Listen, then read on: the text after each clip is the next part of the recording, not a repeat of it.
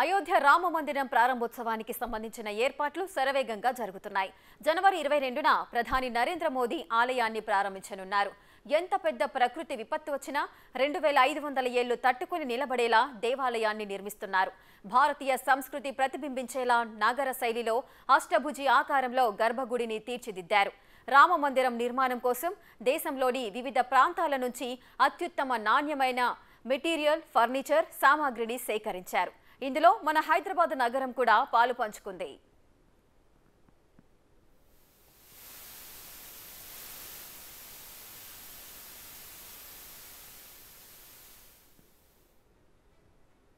అయోధ్య రామ మందిరంలో శ్రీరాముల వారికి ఉండబోయే పాదాలు హైదరాబాదులో తయారయ్యాయి. సికింద్రాబాద్ ఓల్డ్ బోయిన్పల్లిలోని హస్మత్పేటకు చెందిన లోహ శిల్పి రామలింగాచారి వీటిని తయారు చేశారు. అయోధ్య భాగ్యనగర సీతారామ సేవా ఫౌండేషన్ వారు హైదరాబాద్కి చెందిన లోహ శిల్పి రామలింగాచారిని సంప్రదించి ప్రత్యేకంగా చేయించారు. 12 కిలోల పంచలోహాలతో 25 రోజుల పాటు శ్రమించి వీటిని తయారు చేశానని చెప్తున్న లోహ శిల్పితో మా ప్రతినిధి అంజుమా ఫేస్ టు ఫేస్. హైదరాబాద్ శ్రీరాముల వారికి భాగ్యనగరం నుంచి పాదుకలు వెళ్ళాయి. వాటిని తయారు చేసినటువంటి లోహశిల్పి రామలింగాచారి గారు మనతో పాటు ఉన్నారు. వాటిని ఏ విధంగా తయారు చేశారు, అసలు ఈ ఆర్డర్ ఏ విధంగా వచ్చింది, దీని వెనకాల ఉన్న కథ ఏంటి, ఆయన మాటల్లోనే అడిగి తెలుసుకుందాము. నమస్తే సార్. నమస్కారం సార్. ప్రతి ఒక్కరూ అయోధ్య రామ మందిరం గురించి, రాముల వారి గురించి, ఆయన జన్మభూమి, ప్రతి ఒక్కరు కూడా దీని గురించి మాట్లాడుతున్నారు. మనకి 22వ తారీఖున ఆలయ ప్రారంభం కాబోతోంది. శ్రీరాముల వారికి ఇక్కడ నుంచి పాదుకలు వెళ్ళడం, వాటిని మీరు తయారు చేయడం ఎలా అనిపిస్తోంది? ఒక విధంగా చెప్పాలంటే జై శ్రీరామ్, జై విశ్వకర్మ. ఒక విధంగా చెప్పాలంటే ఈ జన్మకు ఇది సంతృప్తిగానే ఉంది, సంతోషంగా కూడా ఉంది. భారతదేశంలోనే కాకుండా వివిధ దేశాలలో కూడా ప్రఖ్యాతి చెందిన పుణ్యక్షేత్రం ఇప్పుడు మన దగ్గర తయారయ్యేది. ఎన్నో సమస్యలతోటి, ఎన్నో కోర్టు కేసులతోటి చానేళ్లకు బయటకు వచ్చింది. సమస్య పరిష్కారమైన తర్వాత మన ప్రధాని గారు మోడీ గారి చేతి మీద ఈ సమస్యలని పరిష్కారం అయిపోయి ఈ దేవస్థానము విగ్రహ ప్రతిష్టాపనకు నోచుకున్నదంటే చాలా సంతోషము. మన భారతదేశంలో ప్రతి ఒక్కరూ ఈ విషయాన్ని సంతోషపడుతున్నారు. వాళ్ళ మనసులో సంపూర్ణంగా ఉన్నది ఇది. అటువంటి స్థానంలో ఉన్న శ్రీరామచంద్ర వారి విగ్రహ దేవాలయానికి, ఆ గుడికి మేము దేవాలయానికి పాదుకలు చేసామంటే అది మామూలుగా మాటలలో చెప్పలేనిది. అంత సంతృప్తి చెందిన మేము కానీ మా కళాకారుల బృందం కానీ అంతవరకు కూడా జరిగిందనమాట. అది అయోధ్య భాగ్యనగర సీతారామ సేవ ఫౌండేషన్ వాళ్ళు మిమ్మల్ని ఏ విధంగా సంప్రదించారు ఈ పాదుకల కోసం? మొట్టమొదలైతే మా రిలేషన్ అతను సత్యనారాయణ ఉండే, అతనికి ఇచ్చిండు. అయితే ఆయన కొద్దిగా బిజీగా ఉన్నాడు. తర్వాత ఇంకొకటి వచ్చేసి అతను అవుట్ చేయడానికి ఇబ్బంది అవుతుంది, మరి మా బ్రదర్ ఉన్నాడు అది చేస్తాడంటే ఇచ్చిండనమాట. అయితే ఆయన తీసుకొని వచ్చిండు నా దగ్గర తీసుకొని వస్తే సరే అని నేను అది చేసి ఇచ్చిన. తర్వాత అదే దేవాలయం ఈ పనే కాకుండా వాళ్ళ ఇంటి పరిసరాల్లో ఉన్న వేరే దేవాలయాల్లో నా వర్క్ ఉండే. ఆ వర్క్ వాళ్ళు అక్కడ చూసి వాళ్ళ దగ్గర కూడా అడ్రస్, ఫోన్ నెంబర్లు తీసుకొని వచ్చేసి నా దగ్గరికి వచ్చేసిండ్రు. దాన్ని బట్టి మనం చేసి ఇచ్చినాం. అది ఈ ఫౌండేషన్ వాళ్ళు మిమ్మల్ని ఎప్పుడు సంప్రదించడం జరిగింది? ఎంత సమయం పట్టింది మీరు ఈ పాదుకలు తయారు చేయడానికి? మామూలు సంప్రదించింది అక్టోబర్, దీపావళి ముందు వచ్చిండ్రు వాళ్ళు. అయితే వాళ్ళకు ఒకటి శ్రీకాకుళంలో పాదయాత్ర స్టార్ట్ అవుతుంది, మాకు అర్జెంటుగా ఇది కావాలంటే సరే అని చెప్పేసి ఫస్ట్ ఒక 1 వీక్ టైం తీసుకొని అది చేసి ఇచ్చేసాం. కాకపోతే ఇప్పుడు చేసినంత డెప్త్ వర్క్ కాదు, ఇంత వాల్యూ లేదు, దాన్ని తక్కువ ఉంటుంది. అది జనరల్గా వెళ్ళిపోయింది, మామూలుగా పాదపూజలు వెళ్ళిపోయింది. అది ఇప్పుడు ఇవాళటి వరకు అయితే మహారాష్ట్ర దాటి యూపీలోకి ఎంటర్ అయ్యింది ఇప్పుడు. అది అయితే ఇప్పుడు ఇచ్చింది మాత్రము ఇది 15 కిలోల పంచలోహంతో 12 కిలోల 600 గ్రాములు. దాని మీదంగా బంగారం తాపడం కూడా చేసినాము. వర్క్ మాత్రం హైలైట్ వర్క్ చేసినాం. ఎందుకంటే ఇది ఒక ప్రత్యేకించిన వస్తువు కనుక మామూలుగా రోజు చేసినట్టే చేయకుండా దీన్ని కొద్ది ఆలోచనతోటి డ్రాయింగ్ చేసుకొని దాని ప్రకారంగా సైజులు, కొలతలు, దాని పాదం మీద ఉండవలసిన ముద్రలు ఏటివి అవన్నీ కొద్దిగా ఆలోచన చేసి మేము ఈ విధంగా ఉంటే బాగుంటుందని చెప్పేసి ఆలోచించి వాళ్ళని అడిగి ఆ ముద్రలు అన్నీ హ్యాండ్ వర్క్ తోటే కంప్లీట్ చేసినాం. హ్యాండిక్రాఫ్ట్.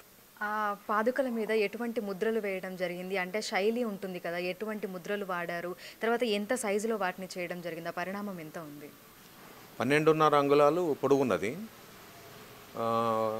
ఒక 5.5 అంగుళాల కంటే కొద్ది ఎక్కువ వెడల్పు ఉన్నది. ఒక పాదం మీద వచ్చేసి శంకు చక్రము, ఒక దాని మీద ఏనుగు, ఆవు, తర్వాత ఒక కత్తి, విల్లు, తర్వాత అంకుశం, పద్మము, సూర్యచంద్రులు ఇవన్నీ ఉన్నాయి దాని మీద. దాని మీద వాళ్ళ పైన ఒక 2 గ్రీన్ కలర్లో 2 స్టోన్స్ కూడా బిగించడం జరిగింది. మొత్తంగా మీతో పాటు ఎంతమంది శిల్పులు దీని మీద పనిచేయడం జరిగింది? అక్టోబర్లో మీకు మీ దగ్గరికి వాళ్ళు వచ్చి మిమ్మల్ని సంప్రదించినప్పుడు, ఆర్డర్ ఇచ్చినప్పుడు మీరు పూర్తి చేయడానికి ఎంత సమయం పట్టింది? ఒక అక్టోబర్లో ఇచ్చినప్పుడేమో 1 వీక్లో చేసి ఇచ్చినాం, అది పాదయాత్రకి ఇచ్చిన సెట్టు. ఇప్పుడు ఇచ్చింది మాత్రం ఇది దాదాపు 2 నెలలు అవుతుంది. అయితే 2 నెలల్లో మేము డ్రాయింగ్ చేసుకొని దీన్ని కన్ఫర్మ్ చేసుకొని ఇది కొలతల ప్రకారం అన్నీ పర్ఫెక్ట్ ఉన్నాయని అంతా క్లియర్ అయిన తర్వాత వాళ్ళకు కూడా డీటెయిల్స్ అన్ని క్లియర్ చెప్పిన తర్వాత అప్పుడు వర్క్ స్టార్ట్ చేసినాము. ఈ పాదుకలు మొత్తం పూర్తి అయ్యేట వరకు మా శ్రీమద్ విరాట్ కళాకుటీర్లో ఉన్న కళాకారులు అందరూ ఒక 6 మందిమి, నేను ఒక 20 నుంచి 25 రోజులు పట్టింది నిన్న సాయంత్రం తీసుకుపోయేటప్పటికి.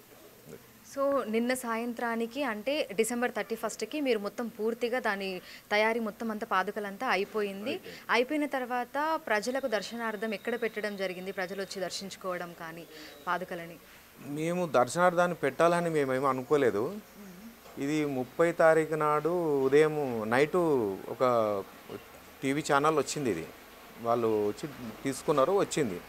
అది ఎప్పుడైతే టీవీ ఛానల్ వచ్చి పలానా దగ్గర తయారైపోతుంది, ముఖ్యమైన ప్రదేశము అయోధ్యకు పోతున్నాయి, అక్కడికి అది అయోధ్య పోయే పాదుకలు ఇక్కడనే తయారవుతున్నాయంట, మన దగ్గర తయారవుతున్నాయంట అని చెప్పేసి ఎప్పుడైతే కొంతమంది భక్తులకు పబ్లిక్ తెలిసిపోయిందో వాళ్ళు నిన్న ఉదయం 10 గంటల నుంచి రాత్రి 9 గంటల వరకు కంటిన్యూగా మమ్మల్ని ఆ పాదుకలకు ఇంకా కొద్దిగా పని ఉండే, ఆ పని కూడా మేము చేసుకోకుండా వాళ్ళు దర్శనం చేసుకోపోవటానికి చాలా క్యూ లైన్ కట్టారు మా షాపం గట. మొత్తం ట్రాఫిక్ జామ్ అయ్యి పార్కింగ్ లేకుండా చాలా ఇబ్బందులు జరిగినాయి రాత్రి.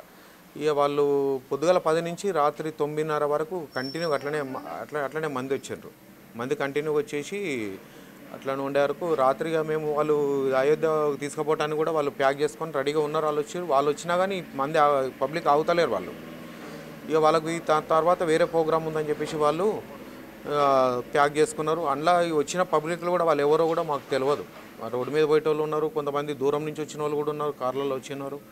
వచ్చి వాళ్ళంతలా వాళ్ళు మాకు సన్మానము, శాల్వాలు కప్పి ఇవన్నీ సంతోషపెట్టిన వాళ్ళు కూడా ఉన్నారు.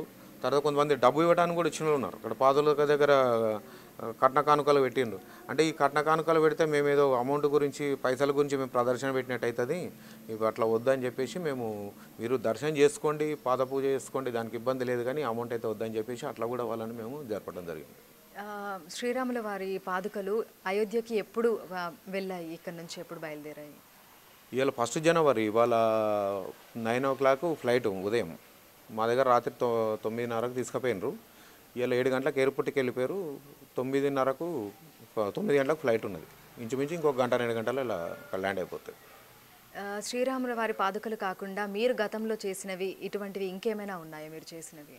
ఇక్కడ చేసినట్టే మేము 2012లో యాదాద్రి గర్భాలయంలో ఉన్న లక్ష్మీ నరసింహస్వామికి సంబంధించిన మన ఉత్సవమూర్తులు కానీ, మన కవచాలు కానీ, ఆ లోపల ఉన్న గర్భగుళ్ళు ఉన్న ఐటమ్స్ మొత్తం నేనే తయారు చేసిన 2012లో చేసినట్టు అక్కడ.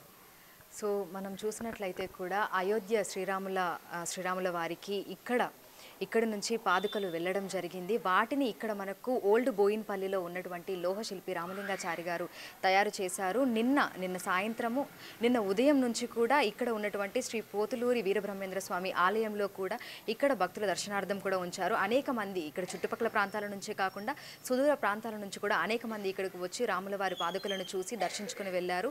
ఈ రోజు ఉదయం 9 గంటలకు ఇక్కడ నుంచి ఫ్లైట్లో అయోధ్యకి పాదుకలు వెళ్ళడం జరిగింది. ఇవి తయారు చేయడము ఎంతో అదృష్టంగా భావిస్తున్నామని కూడా లోహశిల్పి మనకు తెలపడం జరిగింది.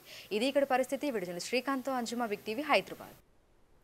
నిర్మల్ జిల్లా ముధోల్ నియోజకవర్గంలోని మండలాల్లోని గ్రామాల్లో యూపీలోని అయోధ్య రామాలయ పూజిత అక్షింతలు ఇంటింటికి చేరుతున్నాయి. ఈ క్రమంలో గ్రామాల్లోని ఆయా హనుమాన్ ఆలయాల్లో నుండి అక్షింతలను చుట్టుపక్కల ఇళ్లకు వెళ్లి అందిస్తున్నారు. మహిళలు మంగళహారతులతో, కాలనీవాసులు అక్షింతలను తీసుకుని రామనామ స్మరణతో ఇంటింటికి వెళ్లి అందిస్తున్నారు. ఈ సందర్భంగా గ్రామాలు రామనామ స్మరణతో మారుమోగిపోతున్నాయి.